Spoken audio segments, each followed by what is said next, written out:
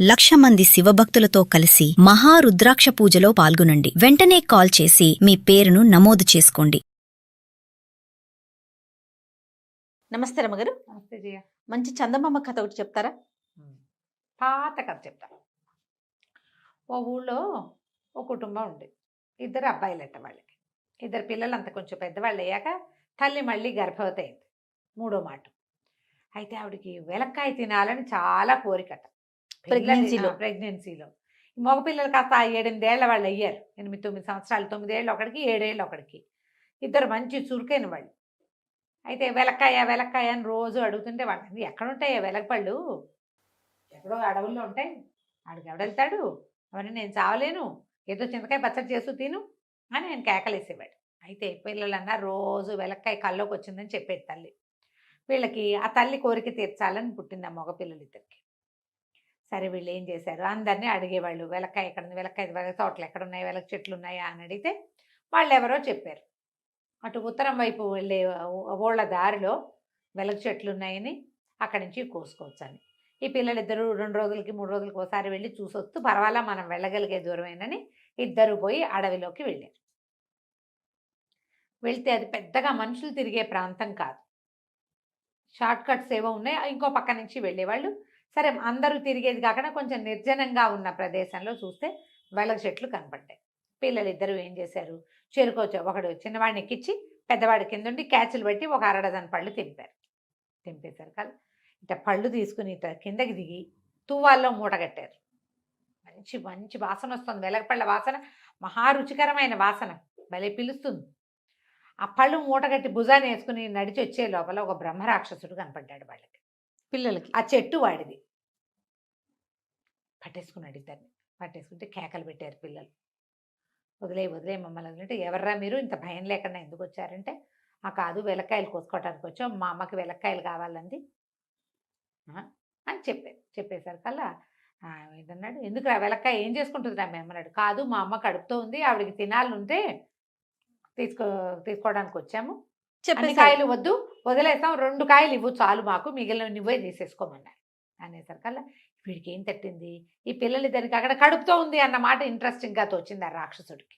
ఓరే వాడు అన్నాడు, మొత్తం కాయలు పట్టుకుపోండి, మీ ఇద్దరిని వదిలేస్తా, మీ అమ్మ కడుపుతో ఉంది కదా, కన్నాక ఆ పిల్లని నాకు ఇచ్చేయాలి.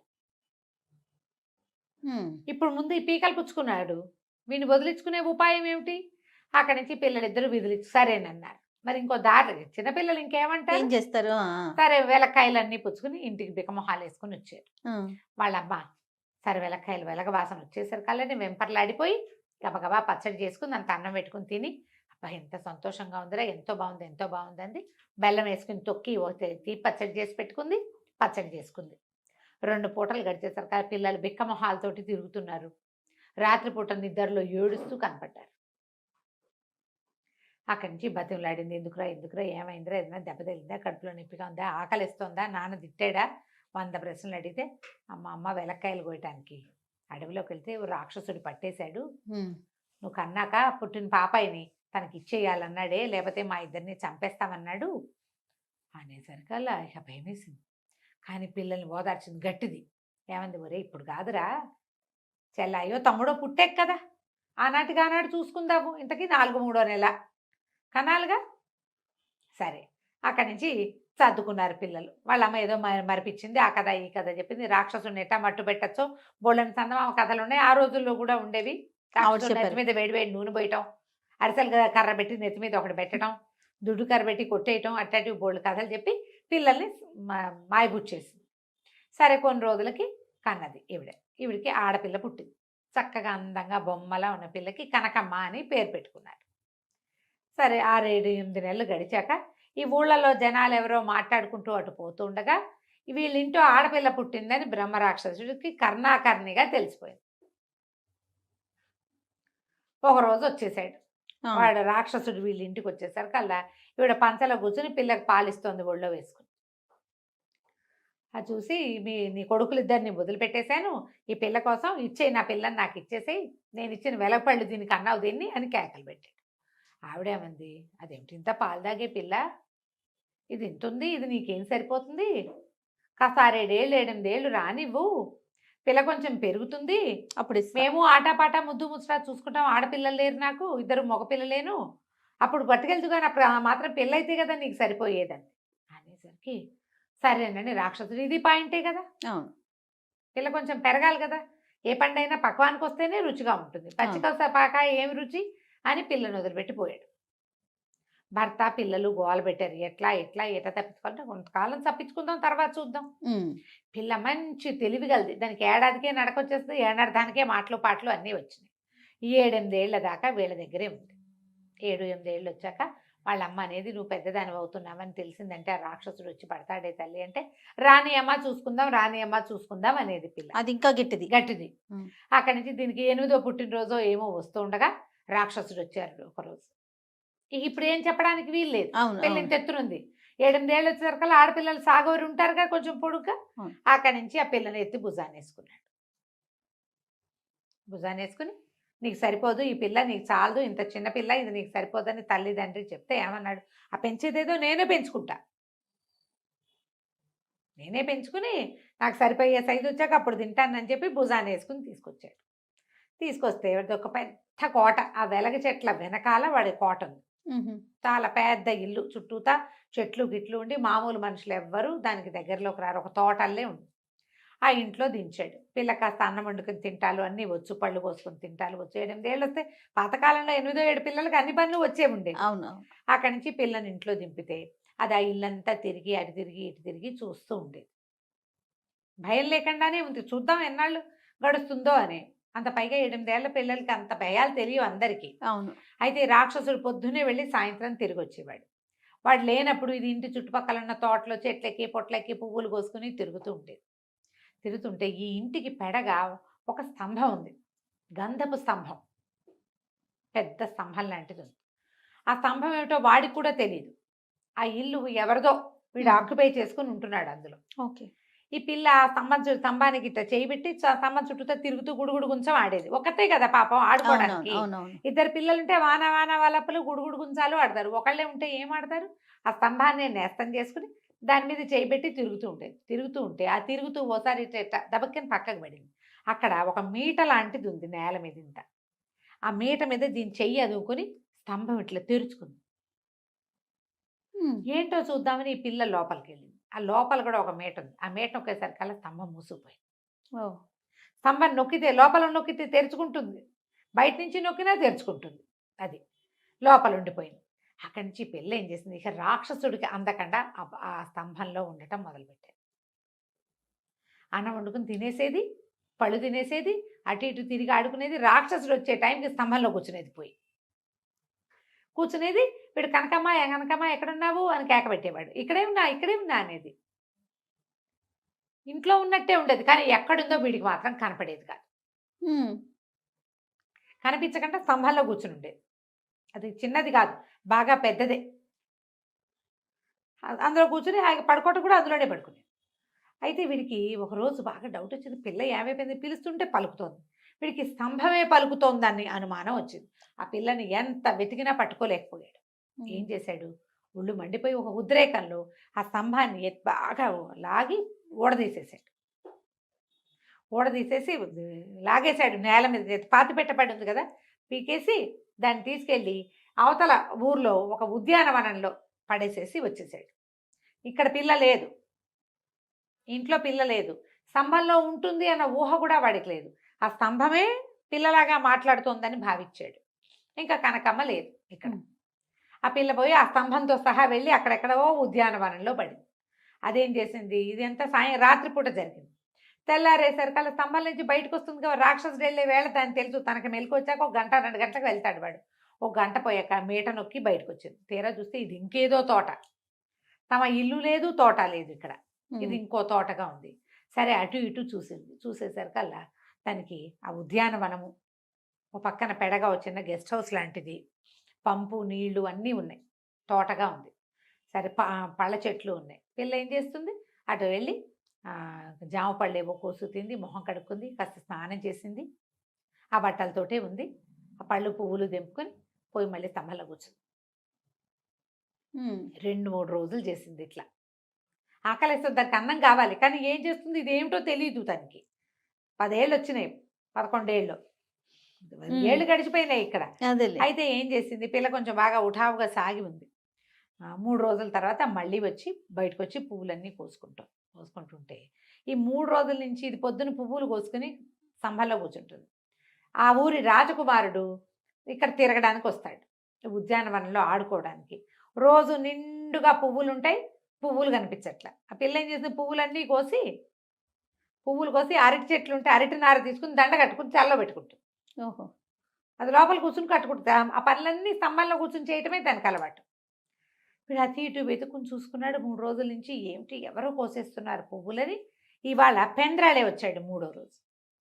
వాడు ఒక 15-16 సంవత్సరాలు ఉంటాయి. ఎవరో కోస్తున్నారు, నా తోటలో పువ్వులు కోయటం ఏమిటి, వాడికి అలా గ్రీన్గా రెడ్గా పింక్గా ఉంటే ఇష్టం. తీరా పొద్దున్నే వచ్చేసరికి ఈ పిల్ల పువ్వులు కోస్తూ పట్టుకున్నాడు దాన్ని. ఎవరు నువ్వు ఏంటంటే, ఏం చెప్తుంది, నువ్వు ఎక్కడి నుంచి వచ్చావు, ఏది మిగిలినట్టే ఈ స్తంభమే మాయలేదు. అప్పుడు చూశాడు, ఇది ఒక స్తంభం ఇక్కడ వచ్చి మొలిచింది అని. ఇందులోకి ఎట్లా వెళ్తున్నావు అంటే, దానికి బయట ఉంది, బయట వైపుకి ఒక మేట ఉంది, ఇది నొక్కితే తెరుచుకుంటుంది, నేను లోపలికి వెళ్ళిపోతా. ఆ లోపల తెరుచుంది నొక్కితే తెరుచుకుంటుంది, బయటకు వచ్చేస్తాను. ఆశ్చర్యపోయాడు, ఏమిటి ఇట్లా ఉందా, ఎట్లా వచ్చావు ఏంటంటే, చెప్పింది నేను ఇట్లా ఒకళ్ళ అమ్మాయిని రాక్షసుడు ఎత్తుకుపోయాడు, నన్ను వాడే పడేశాడేమో, నేను 3 రోజుల నుంచి ఇక్కడే ఉన్నానంటే. ఈ అబ్బాయి ఏం చేశాడు, ఆ పిల్లవాడికి చాలా నచ్చింది. ఆ పిల్లను వెంబడి పెట్టుకుని తమ అంతఃపురానికి తీసుకుపోయాడు. వాళ్ళ అమ్మకి అప్పచెప్పాడు. అమ్మ పిల్ల బాగుంది, పిల్లాడికి ఎటాకు పెళ్లి సంబంధాలు చూస్తున్నావు, ఈ పిల్లని చేసుకుందాం, పెళ్లి చేసేసుకుందాం అనుకున్నారు వాళ్ళు. అమ్మాయిని చక్కగా ఉంచుకున్నారు దగ్గర. దాన్ని శుభ్రంగా తిండి పెట్టారు. ఇన్ని రోజుల నుంచి రాక్షసుడి దగ్గర ఉంటే అదే స్నానం చేసి అదే జల్లేసుకుంటుందిగా, దాన్ని చక్కగా తయారు చేస్తే రాజుగారు ఆశ్చర్యపడి, పిల్ల పండల్లే ఉంది, మనం వెతికినా ఇంతకంటే మంచి పిల్ల దొరకదు కదా. పిల్ల అంతగా ఉంది, కుర్రాడికి ఆసక్తిగా ఉంది, దాని వెనకాల బట్టి తిరుగుతున్నాడు. సరే పెళ్లి చేస్తాము, ఇంకొంచెం కొద్దిగా పిల్ల సాగాక, పిల్ల ఈడేరాక పెళ్లి చేసుకుందాం అనుకున్నారు. పిల్లని తమ దగ్గరే ఉంచుకుని, మళ్ళీ వాళ్ళ ఇంటికి పంపిస్తే బ్రహ్మరాక్షసుడు పట్టేస్తాడు. తమ దగ్గరే ఉంచుకుని ఏదో చదువు చెప్పించారు. 13-14 ఏళ్ళు రాగానే పెళ్ళి అన్నారు. పిల్లాడికి 20 ఏళ్ళు వచ్చేసినాయి. ఈ పిల్ల ఇంకా వాళ్ళ అమ్మా నాన్న పేరే ఎత్తకుండా ఉండిపోయింది ఇక్కడ. అమ్మా నాన్న పేరు ఎత్తితే రాక్షసుడు పట్టేస్తాడు. అయితే కర్ణాకర్ణిగా రాక్షసుడికి తెలిసింది, మళ్ళీ ఓ స్తంభంలో నుంచి బయటపడిన ఒక పిల్ల రాజుగారింట్లో పెరుగుతోందని, దానికి పెళ్ళని. సరే వాడు టైం కోసం వేచి ఉన్నాడు. ఒక గాజుల వాడిగా రూపం మార్చుకుని ఊళ్ళోకి తిరగడానికి మొదలుపెట్టాడు. ఈ పిల్లకి పెళ్ళి 5 రోజుల్లోనో ఏమో పెళ్ళి. ఆ పెళ్ళి అయితే పెళ్లి కూతురుని చేశారు. ఈ పెళ్లి కూతురుని చేశాక ఈ పిల్లకి గాజులని కేక వినపడింది బయట. గాజులు కేక వినపడతాం, చేతి నిండా గాజులు వేసుకుంటే బాగుంటుంది. ఆ పిల్ల ఏమో పల్లెటూరు పిల్ల. అక్కడ అందరికీ చిన్నప్పుడు తమ తల్లికి ఇన్ని గాజులు ఉండటం తెలుసు. బంగారు గాజులు కంకణాలు వేస్తారు. ఆ గలగల్లాడే మట్టి గాజుల కోసం ఆమె గాజులు వేయించుకుంటానని అడిగేసరికి ఆ గాజుల వాడిని కేకేశారు. వాడికి చేతి నిండా గాజులు వేసి ఈ పిల్లని ముట్టుకునేసరికి ఇదే కనకమ్మని తెలిసిపోయింది. అతను చూసిన పిల్ల 11 ఏళ్ళది, ఇప్పుడు 14 ఏళ్ళు వచ్చి ఇంటెత్తునుంది. పట్టుకుని, ఓ కనకమ్మ, నన్ను గుర్తుపట్టేవా, నేనే పెంచాను నిన్ను, నీ పెళ్ళి కాదు, నేను నిన్ను వచ్చి తినేస్తాను, నీ పెళ్లి రోజునే నేను నిన్ను తినేస్తాను, ముందు రోజు రాత్రి వచ్చి నిన్ను తినేస్తానని చెప్పాడు. ఈ పిల్ల వలవలా ఏడ్చింది, ఏం చేయాలో తెలియలే. చేతి నిండా గాజులు ఉన్నాయి, పెళ్లి కూతురుని చేశారు. పిల్ల బిక్కమొహం వేసుకుని కూర్చుంది. రాజుగారు అబ్బాయి ఇచ్చాడు. ఎందుకు అట్లా ఉన్నావు, ఏమైందంటే, రాక్షసుడు చెప్పాడు నన్ను తినేస్తాట, వచ్చేసాడు, వాడు కనిపెట్టేశాడు నన్ను అంటే. సరేనా అతన్నాడు, ఏదైనా ఒక ఉపాయం ఆలోచిద్దాం ఉండని మంత్రి గారితో మంత్రాలోచన చేశాడు. చేశాక దానిదేముంది, అమ్మాయిని దాచిపెట్టేద్దాము, పెళ్లి రోజు దాకా పిల్లని ఎవరికంటా పండివ్వద్దు, కానీ పిల్ల ఉన్నట్టే చూపిద్దాం అని చెప్పి ఏం చేశారు, చక్కెర పాకంతో కనకమ్మంత పొడుగు బొమ్మని చేయించారు. పంచదార చిలకలు చేస్తున్నారు పెళ్లికి, అంతంత చిలకలు చేస్తారు కదా. ఈ పంచదార పాకంతో ఈ పిల్ల ఉన్నంత పొడుగున ఒక బొమ్మ చేయించారు, ఆడపిల్ల బొమ్మ ఒకటి. అంతంత బొమ్మలు కూడా చేస్తారు కదా చక్కెర బొమ్మ చేయించి దాన్ని ఏం చేశారు, ఆ పెళ్లి ముందు రోజు సాయంకాలమే ఆ పోత పోయిచ్చారు ఆ బొమ్మని. అంతఃపురంలో ఆ అమ్మాయి గదిలో పడుకోబెట్టారు. బట్టలు అవి దొడిగేద్దానికి ఓ దుప్పటి కప్పారు. ముందు రోజు రాత్రి వచ్చాడు, మర్నాడు పొద్దునే పెళ్ళి అన్నారు. అంత ఊరంతా సందడిగా హడావిడిగా ఉంది. రాక్షసుడు వచ్చాడు లోపలికి. వచ్చి అంతఃపురం లోపలికి వస్తే ఈ పిల్లని వీళ్ళు దాచిపెట్టేశారు. ఆ మంచం మీద పడుకున్న చక్కెర బొమ్మని దుప్పటి తీసి చూస్తే చీకట్లో కనబడుతోంది బొమ్మ. ఎత్తి అమాంతం భుజాన్ని వేసుకున్నాడు. భుజాన్ని వేసుకుని నడవటం మొదలుపెట్టాడు. ఆ లోపల అంతఃపురంలో చేయి తగలకుండా దుప్పటి ముసుగేసి ఉన్నది గట్టిగా ఉంది బొమ్మ. వీడు భుజాన్ని వేసుకుని గబ గబ గబ గబ నడుస్తుండేసరికల్లా ఆ కదలికల వేడికి బయట ఉన్న వాతావరణానికి మెల్లిగా బొమ్మ మెత్తబడ్డం మొదలుపెట్టింది. పాకం కరగదు, అదేగా మెత్తబడేసరికల్లా ఏమిటే మెత్తగా అయ్యావు కనకమా అని ఏమిటి అనేసి ఇట్లా అన్నాడు బొగ్గ. అనేసరికల్లా టుప్పుకున్న ముక్క ఊడొచ్చింది. ఆ ముక్క ఏమిటి ఏమిటి ముక్కలు ఊడొస్తుంది అని నోట్లో వేసుకున్నాడు. తీయగా ఉంది.